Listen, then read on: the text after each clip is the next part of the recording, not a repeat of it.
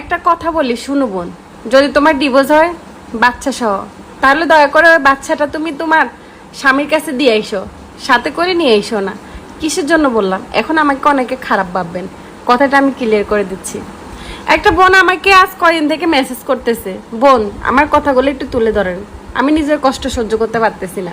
আচ্ছা, বোনটার কি হয়েছিল?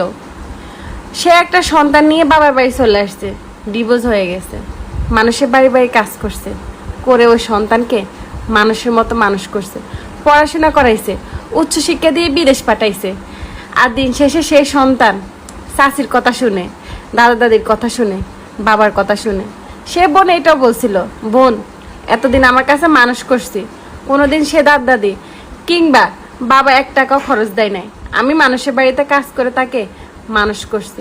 এখন সেই সন্তান আমার খোঁজ খবর নেয় না। আমি সেই বোনকে প্রথমে একটা কথা বলবো, বোন যে